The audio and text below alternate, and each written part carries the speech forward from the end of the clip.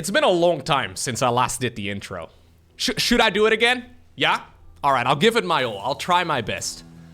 Hello everyone, my name is Lowko, and welcome back to a professional match of StarCraft 2. It's kind of cringe. StarCraft 2. What I've got for you today is a best of 3 series of Terran versus Protoss from the StarCraft 2 GSL Code S 2024 Season 1 Round of 8. There you go. Game number 1 in this best of 3 series. We find ourselves on a map called El Sayani. Spawning right here in the top right-hand corner. Playing with the blue SCVs, we have none other than ByuN. And his opponent in the opposite corner with the red Protoss probes. He goes by the name of Hero. Alrighty, so this particular series was played literally hours after the new patch went live on the Korean server. From what I understand, apparently some of the Korean pro gamers seem to be aware of the timing of the new patch. I'm not exactly sure how they figured it out, because I had no idea, but I hypothesized in a previous video that everybody probably was a little surprised, but apparently some of the Korean pro gamers secretly knew, or at the very least they pretended that they knew that the new patch was going to be live. I know that game number 2 in this series is going to be played on one of the new maps, so we'll find out together exactly what ended up going down there. Now, from what I heard, this series is a lot of fun. It is going to be a Protoss versus Terran, the matchup that is supposed to be most affected with the balance changes. Obviously, the Widowmine change, the Cyclone change, we had a Liberator nerf, couple of minor buffs as well on the side of the Protoss, but honestly, the majority of the improvements for Protoss in this particular matchup are small little nerfs to the Terran. That said, though, a lot of people make it sound like it's now going to be impossible for Terran to win games. I don't believe that to be quite the case. All of the adjustments are relatively small, but probably, yeah, quite impactful in the long run, especially at this level of play. It is one of those things, though, where if you're a ladder hero, I kind of feel like it's one of those things where the differences are going to be so minor that, yeah, maybe mentally you feel like you're in a better place, and maybe a lot of pro gamers will stop playing certain strategies, right? Like maybe, for example, Widowmine drops are going to be less popular now that they're a little bit weaker overall. So maybe you won't see them that much on the ladder anymore either, but I think overall for ladder heroes, it probably doesn't make that big of a difference. Anyways, Stargate opener right here for Hero. Broadly speaking, in his matchup, Protoss likes to go either for the Stargate opener, Phoenixes into Colossus usually, or they go into that good old Blink Stalkers with either 2, 3, sometimes 4 gateways. Double command center right here for ByuN though. So ByuN opening up single gas. Quick second command center. He did go for a factory. Now you'd imagine that this is going to be some Cyclone production eventually too, but apparently we're going to be saving up our money for the time being to go straight into a second command center. Cyclone also did get a bit of an overhaul. A little difficult to say if it's really a buff or a nerf. It's a change. It should make certain matchups a little bit more comfortable overall, but I don't think it's really going to affect ByuN all too much right here against Hero. He's been experimenting with Cyclone openers for quite a while already, and I can imagine that it's, yeah, not really going to change much. He can definitely still harass with that unit if he wants to. Now, the third command center, of course, is going to give him a nice boost in early game economy. He'll morph that into an orbital command as quickly as he can. It's not, by the way, Phoenixes. We've got ourselves a single Oracle right now with additional gateways on the back of this too. All right. Now, luckily here for Hero, he will stumble upon that third command center, probably by accident, because he's going to fly by this particular location of the map. Not a whole lot he can do about that CC anymore. If he would have known, maybe he could have delayed some of this and favored a... Yeah, he's going to make a wall-off. That's a full wall-off. Really respecting the Hellions. He's expecting a Hellion drop in the main base, it seems, but... Anyways, now he finds out that indeed it's a triple CC opener. How much damage can he do? Oh, there you go. One more? I think we could have maybe gotten one more, but doesn't really want to risk it, and obviously keeping all of that health on the Oracle is incredibly helpful. Okay. Yeah, he cancelled the pylon, and now we're going to be going for a third Nexus. This is very late, though, compared to obviously ByuN's third command center. Generally speaking in this matchup, it's the Protoss player who's a base up on the Terran. And at minute 4.5 in this particular series, ByuN has got a fully finished command center, whereas Hero is only just now starting his. It's going to be charged on the back of this, though, so no blink first. This is a Stargate, 1 Oracle, 1 Phoenix, and then straight into charge. Together with the Forge upgrade, there is certainly a chance he can get some damage done, but this does certainly mean that Hero needs to do something, right? He can't just continue playing the way that he has been playing, because economically he's gonna fall behind pretty fast. It'll be up to ByuN to land that third command center here. I don't think he's gonna be aggressive anytime soon. Not until at the very least that Stimpeg research is done. So far, nicely done here by ByuN. Making it look like he's going for a very scary opener with a Hellion drop and all that, and then ultimately, he displayed a super greedy style. Hitting a supply block at 69 out of 69. Nice! Well, it's nice for everybody, except for ByuN, who only just now starts up a supply depot. He did drop, I think, one of the supply depots, there you go, out of the high heavens. Nobody knows where those supply depots come from. Yeah. I also still don't quite know why Terran is the only one that has that ability. I guess it's a bit easier for Zerg to, you know, make overlords than it is for Terran to make a supply depot. Fun fact actually about supply depots, they take a couple seconds longer to build than both pylons as well as overlords. So supply depots, for some reason, take a little bit longer. Anyways. Stimpeg is going to finish up. Combat shields, +1 infantry weapons. All of this is going really cleanly for ByuN. Other than those supply blocks, that doesn't really help all too much. It's going to be charged, followed up right now with the good old Psionic Storm. Okay. We do have a little bit of harassment over here with the Oracle, but a relatively passive game so far. Yeah, I've had a couple people recommend this particular series to me. So I'm expecting it's either gonna be super exciting in the remainder of this particular game or in the remainder of the series, because so far, this just kind of looks like one of those games where ByuN is running away with the win. Now, of course, there are still ways for Protoss to get back into this. Storm is certainly one of them. Problem is, Storm at this point is not done, and we have about as many Zealots as we have Templar. Although I guess maybe High Templar are Zealot, or wait, no, Zealots are Templar too. Anyways, doesn't matter. Yeah, it's gonna be good old Zealots with Storm. It's a combination here that can be powerful, but it does sort of require the Terran to make a mistake. Ghost Academy coming up here for ByuN at a normal time. Revelation here does reveal what's going on, of course, and Protoss is gotta force the Terran to run. These storms are gonna have to be good. War Prism is the thing that, ooh, that those High Templar are hiding inside of. Hero still manages to catch his opponent off guard. One of the Marauders gets sliced up. In the meantime, on the other side of the map, though, this is where the rest of that Terran army is located. We're gonna funnel the probes into the Bio army. I don't think that's where it should have gone, but obviously that's easier said than done because Mr. Hero had his eyes set on the prize here on his opponent's side of the map. Morphed in these High Templar into Archons as well. The question is, can ByuN defend against these units with his reinforcements? Right now that Hero is right on top of this entire army, or right on top of this production, there is a way for him to get back into the swing of things, of course, because he can pick off the units as they pop out of those production structures. Needs to make sure he keeps those Archons alive.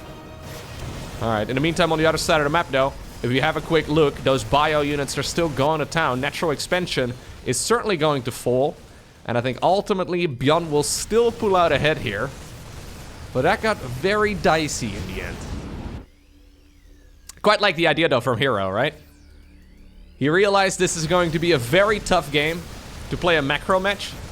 ByuN decided to cut 17 corners early on and go for a nice and quick third command center. Prism, okay, well that's it. Prism ends up falling. We can stick in this game. Obviously this is from the GSL, so you don't want to GG out early, but it's indeed ByuN who obtains the victory in game number 1.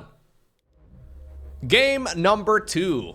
Interestingly enough, we find ourselves on Ghost River.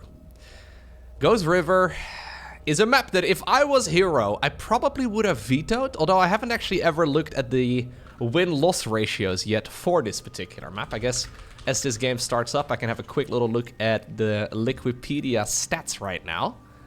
So for Terran versus Protoss, it's actually, okay, 20 tournament games have been played so far, and Protoss has won 60% of them. Okay, interesting. We'll have to see how this plays out. So my initial impressions of this map is that it's really nice for Terran, at least in a couple of the games that I've seen. it is very difficult to stop certain siege tank positions. So this is a map with a very quick rush distance, right? So you have these rocks over here. Without the rocks, you can just go across very quickly, and suddenly you're in your opponent's natural. Or there you go, your opponent's natural. Now, I've seen some siege tank positions right here at the bottom of these rocks. If you don't knock this down, you can do a crazy slow push from like right over here up towards the high ground, and then suddenly, well, you're inside of the natural expansion with these spawn locations at the very least of the Protoss player. So like I said, this was played very shortly after the new patch went live. These changes and the new maps, they were already available in the PTR, the public test realm. The only problem is that nobody usually plays the PTR unless there's like a tournament being played specifically for that PTR. And even then, rarely do pro gamers actually sign up. So it's one of those scenarios where like, yes, we knew that the maps were going to change. Yes, we knew that there was going to be a new balance patch and all that, but how many people actually gave the new patch a try? I always kind of feel like the PTR is mostly just there to find out if there are some game-breaking bugs. And if not, we'll just publish it to the live server as it is. New balance patch. New balance patch. There you go. Nailed it. Alrighty. We've got ourselves that factory. Into the command center opener once again. We'll have to see exactly if Mr. ByuN once more is going to save up some cash and build himself a nice and quick third command center. That's honestly the main risk that he took in that previous match. Nice follow-up from Hero, of course, but maybe he should have gone for a super quick fourth nexus of his own. That's always an alternative too, where you realize, oh snap, my opponent's got a super quick third. I'm a bit behind right now. Maybe I can squeeze out a really quick fourth, because obviously when your opponent goes for a quick third, usually they'll play it relatively passively on the back of it. Anyways, that's one of the problems you run into as well with a Stargate opener. Sometimes with a Twilight Council start, life is a little bit easier, because you can actually put on quite a bit of pressure by adding on some more gateways. But yeah, a Stargate, it's usually one of those I don't want to die to anything stupid type of openers for Protoss. Assuming you control everything correctly, Oracles and Phoenixes allow you to stay alive, but they don't necessarily allow you to win the game. It's gonna be double Cyclone here. The new Cyclones, they have 130 HP, so we can always confirm, there we go, whether or not this is the old patch or the new patch. Previous patch, they had 110. They're gonna be going across the map. I haven't really seen a lot of people play, well, a lot. I haven't seen anybody play Mass Cyclone just yet. Not against Zerg, not against Protoss. I kind of feel like we need to see at least one of those games for each of the matchups to figure out how good the new Cyclone truly is. Its original intention, right? So the original reason why we saw a rework of the Cyclone was to make it good against Protoss. And I kind of feel like not that much has changed. Like obviously in the past you would need a tech lab and stuff, and it wasn't very easy to produce them, but you would still make one or two just to not die to stupid stuff, right? It's kind of like the Stargate opener, but then for Terran. I kind of feel like we see the same thing still. Where technically speaking, sure, you could make multiples, but Bio is so good that you don't really want to be playing Terran mech. So once again, it's going to be a bunch of upgrades here, but this is a variety, of course, for ByuN. He's got a beautiful, look at that, a beautiful triangle setup right here for his barracks. And we're going to be meeting right in the middle. Rather than going for a quick third command center, right now we decided to go for a quick third barracks. Hiding the Stimpack research, hiding the combat shields. Alrighty, how many gateways are we on? It's 2 gateways for now. 2 gateways straight into a Robo Bay? Really? Okay. 2 gateways into a third Nexus into a Robo Bay. This is a very greedy start here for Hero. And I've got a feeling the hold is going to be tough. So Terran's going to finish up Stimpack and combat shields right now. Ooh, gets the Cyclone. Not bad. Problem is when you go for a double gate expand, sure, you can make powerful units, but you can only make like 2 of them at a time. How in the world do you hold this right now if you're Hero? He's got shield batteries, I suppose. Luckily for him, there's no Cyclone, or Siege Tank rather, on the back of this after the Cyclone. Probes are going to be pulled away from their mineral lines. Battery overcharge is activated right now. Okay, aggressive blink forward. And I guess the probes sacrificing themselves for ire. They are the ones that ultimately allow this hold. But this is a really tricky scenario right now for Hero. I guess as soon as the Colossus pops, the defense is going to be a lot easier. Yeah, I don't know where you're going, buddy. I guess you're just trying to drag that Protoss army away from the natural. Fair enough. That was his final objective. He did cancel the Nexus too, by the way, on the back of this, so... this is all looking very dicey for Hero. Like, going 2 Gateway into a 3rd Nexus, into a Robo Bay, would have worked great in that, well, previous match, right? The one where ByuN decided to do nothing and just make a command center extra inside of the main base, but... So far, Hero not really winning the rock, paper, scissors part of a Terran versus Protoss, where you have to take some chances sometimes. He will remake it, but I can imagine we're going to see a command center in the main base too in a moment. Although ByuN is actually just going to go for 2 additional bounties. Okay. ByuN, we have so much money. What are we going to do with it? We're just going to bank? He considered making a command center, and then I guess he reconsidered and put it in the main base. My god. This is a command center that effectively gets made with like 1,000 minerals, dude. 1,000 minerals and a minute late. Okay. Nexus is going to, well, complete in just a moment. The fact that he canceled it was probably the right choice, just so he can actually stay alive in the game. But at the same time, it's one of those trade-offs where, like, yeah, you cancel it, but now you may just fall so far behind that you're not actually in that great of a spot. I wonder if maybe Hero could have let it finish. Because now we run into... Wait, what just died? Okay, it's... Dude, the Observer corpse looks gigantic. Am I crazy? Hold up. So the size of the Observer has gone up by 10%. That looked so large. I thought for a second that that was a Colossus leg. And I just caught the tail end of it. I was like, no way, he missed really the Colossus. That wouldn't really happen for Hero anyways, because he uses the all army hotkey, but... that would have been insane. Anyways, yeah, the 10% size improvement really is significant. That's what she said. Alright. Colossus are coming up now. Losing a Colossus is basically game over. Like, you cannot afford losing a Colossus. Obviously, it's a best of 3 series. So, yeah, that would be a quick 2-0 right there for ByuN. I don't think that would have been ideal. Zealots once again with +1 melee, but obviously this is a little bit different, or +1 ground weapons rather. These are Protoss units. They don't have melee and ranged upgrades. Every Protoss player's most feared unit right now coming up. The good old Ghost. It's the stuff of nightmares. In the meantime, though, on the other side of the map, Hero has decided to go for a Dark Shrine. I think he is probably going to go for a 4th Nexus, too. Dark Templar have really been used as like a improved Zealot over the last year or two. It's kind of funny.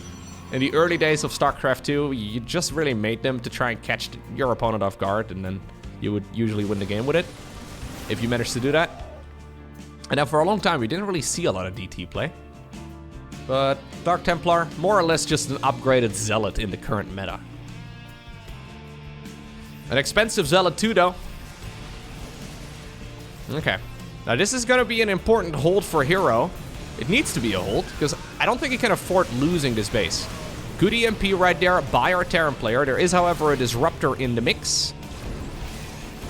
A lot of damage done here, though, with that one EMP. At least the Guardian Shield, I guess, was still active. Careful now, Mr. Hero. Okay, ByuN comes moving in. He wants to get on top of those Colossi. All army hotkey right here by Hero. Accidentally rolls a bunch of those Disruptors forward, but that was a nice Nova. One of the Colossi, okay, second Colossus also ends up going down. Vikings up in the air, trying their very best to see if they can kill them all, and they will successfully pull that off.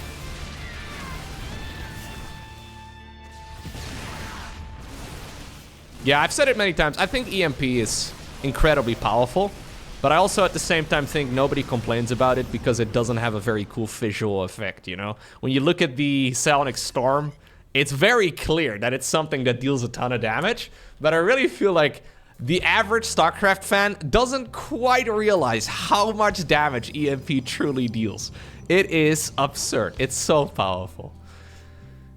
Maybe if it had a fancy animation, you know? Maybe it was more colorful. Maybe a lot of people would complain about it. But since it's not and it just sort of happens, you see, yeah, a lot of damage being done, but nobody bats an eye. Obviously, though, it's shield damage, right? So it comes back very quickly, too. It's not just straight up permanent damage like you would with, for example, with Scythe Storm. So it's a little bit of a difference. Okay, one of our improved zealots did get sniped here. Honestly, forcing a scan though is already worthwhile, I think, for Hero, who actually is still alive, right? So that's the most important part for him. ByuN, in the meantime, started up a 4th command center. One thing I noticed in MaxPax's games is that he's incredibly active with run-by zealots and all that. Not really something that we have had Hero experiment with all too much.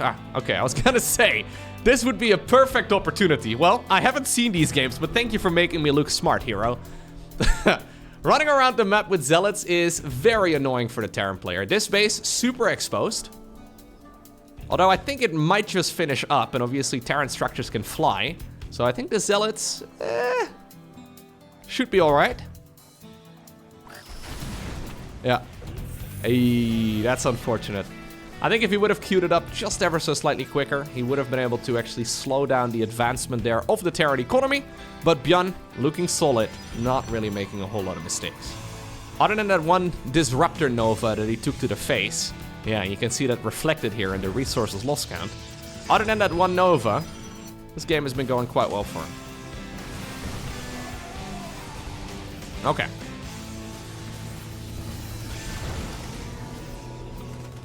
We're gonna back off on the Ghost River. Move towards the right side of the map. This choke point over here. Ooh, oh my god. ByuN, walking into the Nova is a new strategy. It's funny because I've casted a bunch of Clem games lately, and at some point you just kind of assume that the Disruptor is not that good of a unit. But it turns out it's not so much the Disruptor, it's Clem. Clem is really good at not taking damage from the Novas. Where at some point you almost, yeah, you start thinking the unit is kind of mediocre at best. But it's quite powerful indeed when you do get that connection.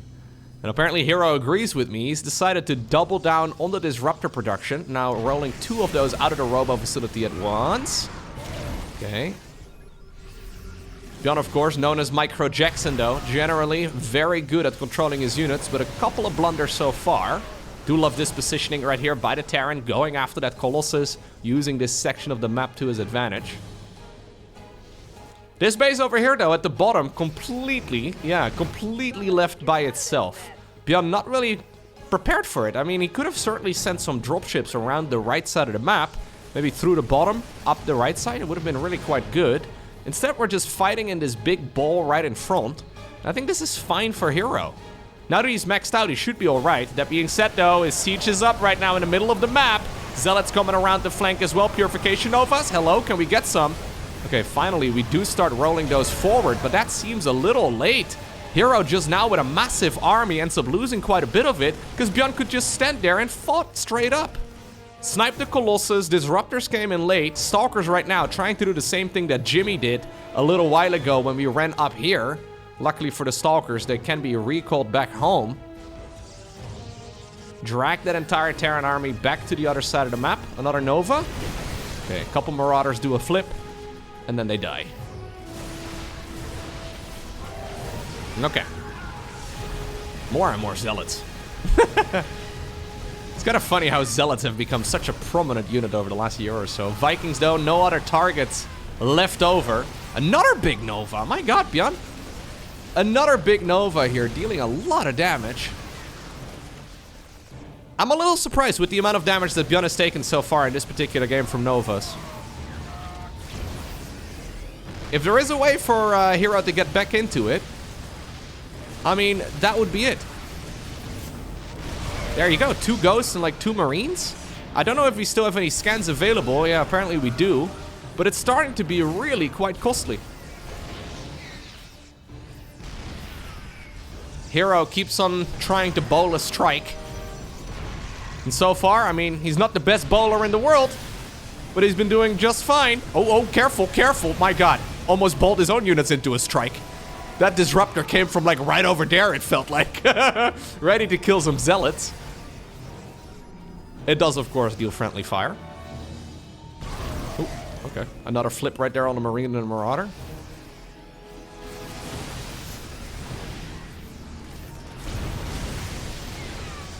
Yeah, at some point when the disruptor count is quite large, you can just keep rolling them one at a time.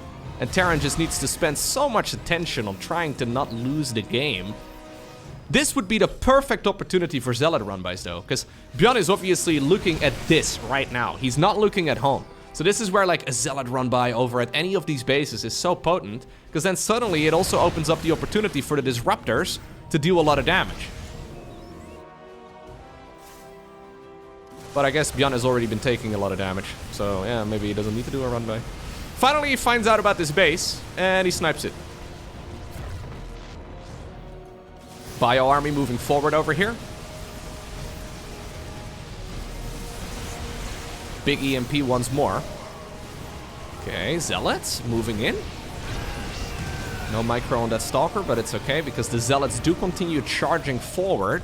ByuN gets pushed back. My god. Yeah, and suddenly this game has been flipped upside down.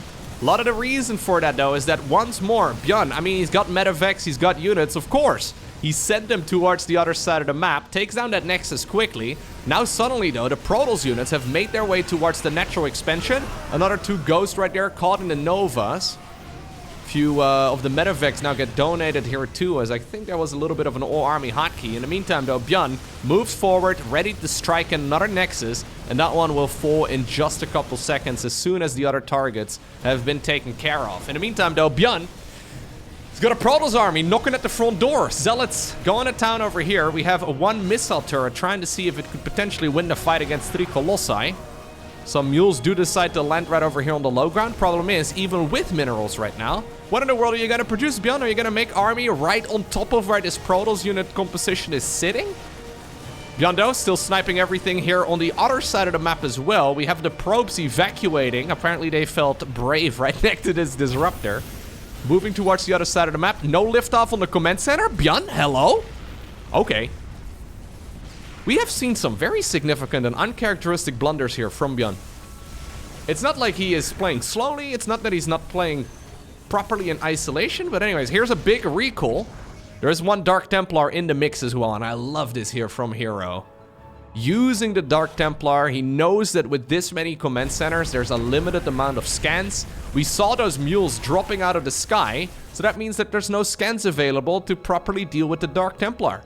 And as we all know, Terrans refuse to make Ravens, right? Like in this game, it would have been tricky, but there's definitely no Raven in this particular game right now. And well, ultimately, apparently the Dark Templar got close enough to the missile turret for it to be detected.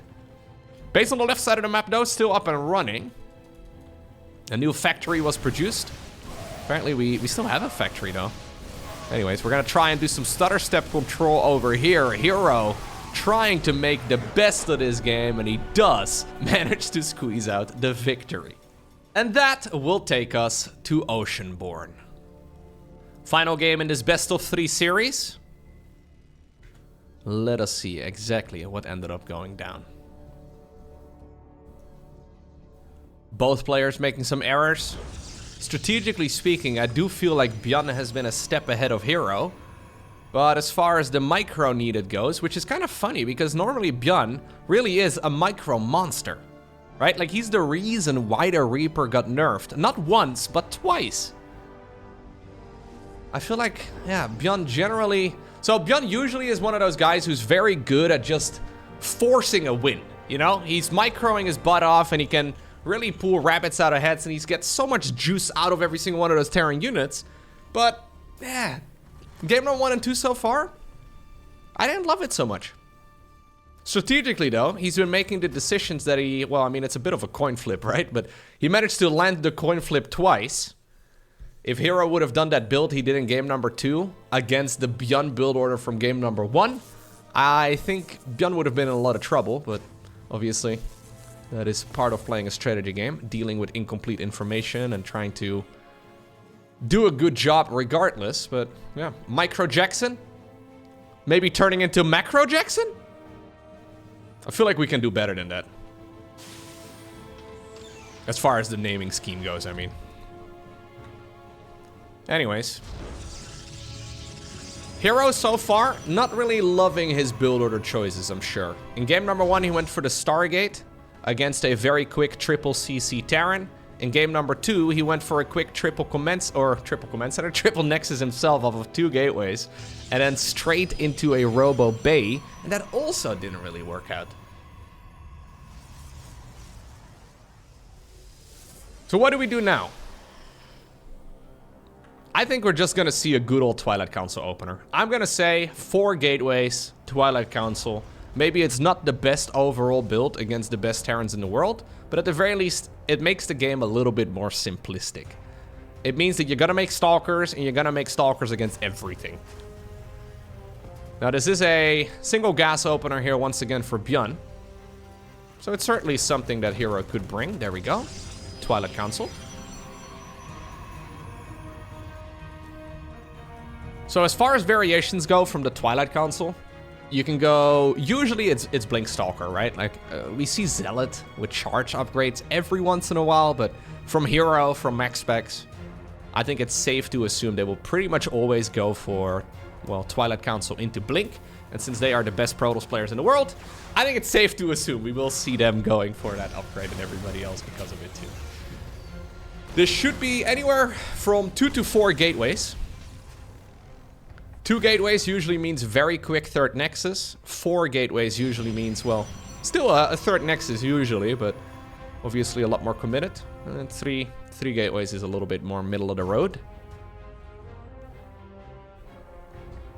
Not 2 to 5. No, it's 2 to 4 usually.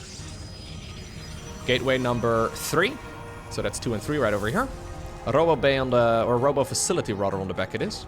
I'm assuming we will see a Robo Bay as well before too long.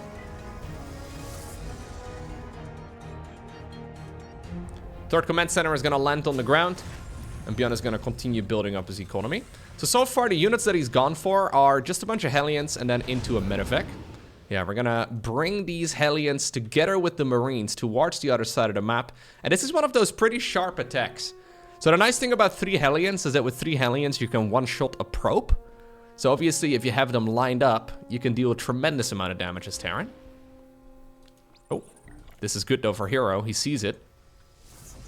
Problem is, this now forces him to pull that unit out of the wall off, and here come the Hellions. Okay, how much damage can you do, ByuN? I think you go main. I think you go main base. Really? We don't go main base? Okay. 7 probes is still not bad. Ooh, sorry about that, lads. There was no more room inside the plane for you all. Yikes, dude. Do you think they knew? Do you think they knew they were gonna be replaced? They were so excited to finally go into combat. Only to be traded out with a bunch of cars. Alright. So, we're at 3 gateways. Medevac. Oh, nicely done right here by Hero. Good body blocking too.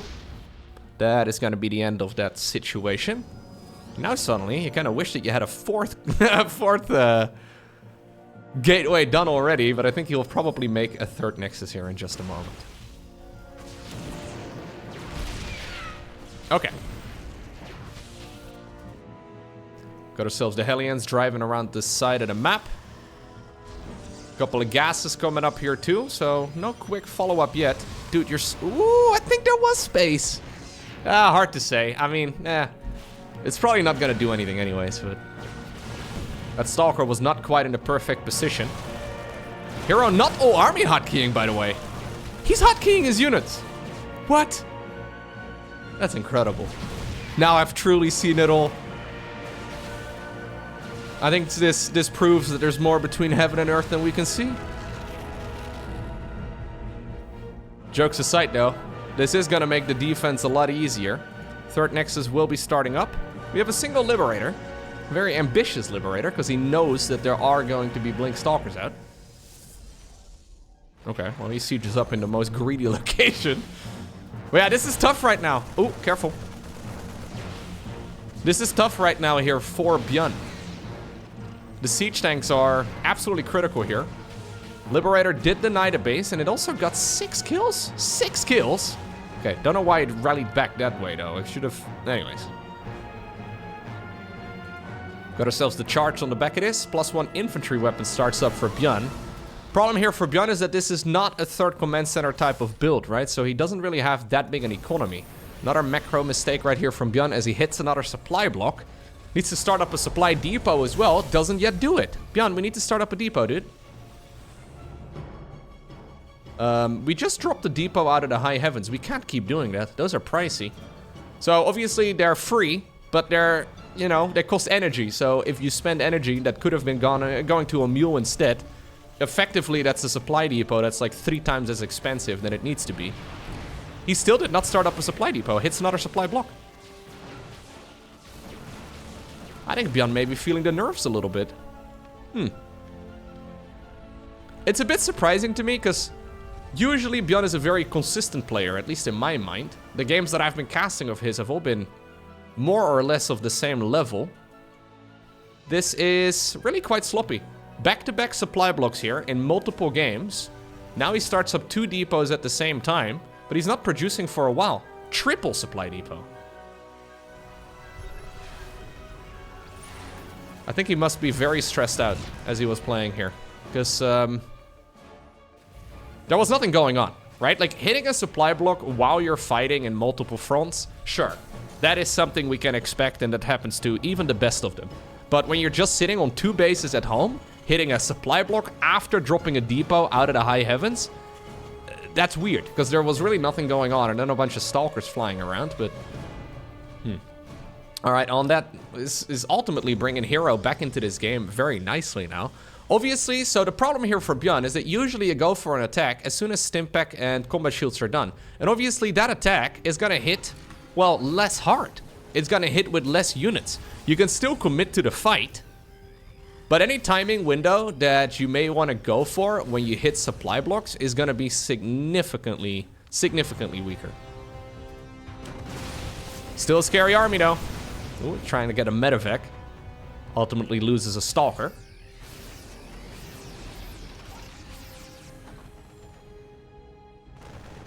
Yeah, I don't think he can really do a whole lot about this. So, Dark Shrine, once again coming up here for Hero. Armory, starting up together with a second NG Bay. Yeah, in every pillar of the game, this is not looking all too hot for ByuN, but it's not looking terrible. Maybe I'm overemphasizing the mistakes a little bit, but it's just an uncharacteristic area, you know? I think ByuN should actually be ahead in the supply count right now. Instead, we're finding our way here. Look at that guy. Whee! To the surface. Okay. Medevacs getting sniped. Ooh, that's a lot of sentries. That is a lot of sentries. Okay. Big Zealot warping over here as well. Hero is feeling like he might just be able to bring the heat here.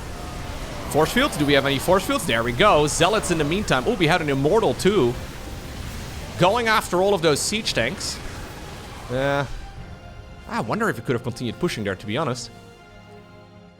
The Immortal was still at full HP, but I guess it's a little scary. Now he's gonna have to re-engage into sieged up tanks. ByuN in the meantime starts up the +2 ground infantry, or the +2 infantry attacks rather. Hero decides to go back home. Yeah, he's finished up the 4th Nexus. He doesn't really need to be all too greedy. This is one of those styles, by the way, where he's been on 4 gases this entire time, and now finally he starts up additional gas. So it allows you to get a pretty quick expansion going, and, well, 4 base economy against 3 base Terran is not bad at all. Then again, though, this is where the mules will start bringing in the cash. As soon as those guys time out, it's going to be a little bit slower for ByuN, who now goes into the 4th command center too. So the supply depot positioning here is just to try and create funnels for zealots to charge through so the siege tanks can maximize their damage. But you can see, yeah, he's kind of hesitant switching into anything that really deals a lot of splash damage. So he had a bunch of siege tanks, but he's only just now going into these widow mines. It's all just a little bit slow and sluggish. 5th Nexus in the meantime coming up on the right side of the map. Hero finding himself in a game where strategically he hasn't really made any... I mean, I don't want to really call them errors, because in the previous game he made decisions and they just didn't really work out, and that happens sometimes. You make decisions with incomplete information, and sometimes that makes you look a little foolish. Hero this time around is finding himself in a game where things are just a lot more comfortable, right? Now, this is certainly not a game where he can just go and win, though. He still needs to be very cautious. Goes into the +1 air research already. That's an interesting one. So this is long before we have any Skytles, so real transitions coming up. We may just see him going for a fleet beacon. I mean, it's 100 minerals, 100 gas. He probably is... Yeah, he's anticipating that this game is going to be a while until it ends. He knows that Terrans at this level like to sit back and turtle pretty hard. So if that's the case, look at him. Making a line of vision here. Both on the left as well as on the right side. So he will notice... if any Terran player decides to, or any Terran unit rather, decides to leave by land. Assuming all of that, we're going for another robo facility, 2 additional stargates, additional upgrades around the clock. Look at this, he's getting everything. Hero's going shopping right now, so he maxed out, and he decided to just build all of the things. It can be a little bit dangerous, but I don't think it's very likely that ByuN is going to go for an all-out attack. Obviously, this is Hero, though, spending a couple thousand resources on things that don't really help him out just yet. 4th Command Center gets spotted. Orbital Command will land here on the low ground eventually. I think Hero also anticipated that base going in that direction. Careful now. Big stim. Massive stim activated right there for ByuN. He does have a bunch of medevacs, but I don't think he needed to stim everything. Okay. Hero ready to give up some supply, though, so he can replace it with maybe some higher tier units. Bunch of Tempest could be good. Bunch of Carriers could be good, too. 2 big Novas! 2 big Novas! Ay, ay, ay. Yeah, and now suddenly taking that 4th Command Center becomes very dangerous. He decides to fly it back. Okay. I like what Hero is doing here. Not really taking any chances. Look at him. Going 2 additional Stargates. So before making a Skytles transition, this man is gonna have 5 Stargates. Now maybe he's getting a little overeager though, because he does end up losing a lot of very expensive units. ByuN, okay, pulls a rabbit out of a hat, grabs a lot of expensive Protoss stuff, and well, at the very least, he forces it to go away. Now the carriers start up, but that is risky. These units, they're already counted towards the supply count right now of Hero, and obviously they're not even remotely finished. Mothership starts up too. I mean, this is so much supply that makes Hero currently, like, if you look at the supply count only, this looks like a solid game right now for Hero, but you gotta be so careful. I think if ByuN goes for a move right now, he can actually deal a lot of damage. +2 air weapon starts up before any flying unit really hits the battlefield. 6 photon cannons coming up at this base down south. We already have some static defense here for the other outer base, all the way on the right side. The only thing really missing here for Hero would be Psionic Storm. But I feel like even he agrees that would be a bit much. He has decided to replace any High Templar for now with a bunch of Colossi. Okay. So he's just trying to buy time here, right? That is the only goal. I don't know if ByuN is realizing it at this point. I feel like ByuN is kind of like just screaming the whole time. He's like, ah! Clean everything up, ah! Right? Like he is just trying to stay afloat. Desperately pedaling this entire time, hoping that a rescue comes. Problem is, he's been going incredibly Marauder heavy. So we're talking 32 Marauders against the Skytles army. Now, maybe the Marauders can lay on their backs and shoot some of those concussive grenades up in the air. Maybe that needs to be a change added to the game, but last time I checked, Marauders are not great against carriers. Does he know? I think he has no idea. Oh, scan over here on the right side, though, does leave a very exposed base. Disruptor ends up going down here. You cannot go in there. No, no way. Anyways, this base over here, though, is certainly toast. I don't even think ByuN realizes, no, that there is another expansion a little further up north from this particular spot. A couple carriers here get caught. Imagine if half of those Marauders were Marines. Yeah, I think he just a tech move here as Protoss. We have a lot more carriers coming out. Overextension here by ByuN. He should have gone after this base instead. He could have easily taken care of that one. And then suddenly, I think this game would have been a lot more manageable. Replaces all of the lost Marauders right now with Marines. Fair enough. These are, of course, fully upgraded Marines. So they certainly pack a punch. Problem is, you want to be making Marines and Vikings, right? Or at least something that's a little bit more reliable. Marine Marauder Medevac is powerful and all, but against a lot of carriers, it's going to be difficult to get much done. And at this point, he's got +2 finished. So +2 for these air units. Every single one of the interceptors, oh, gets it as well. Mass recall towards the Mama ship. As Hero says, hello from the other side. He's probably playing Adele right now. I think that's what he's doing. Do we have any Novas remaining? We do. Cloaking Field would be nice. Have we already activated it? No, we're not even activating it. We have Time Warp. There we go.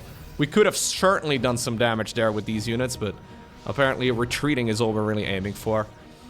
Hero is going for the suffocation.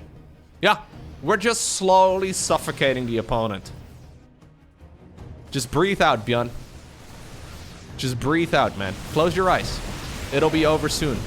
Well, he's gonna try his best. Now the Cloaking Field gets used. We have a scan immediately, though.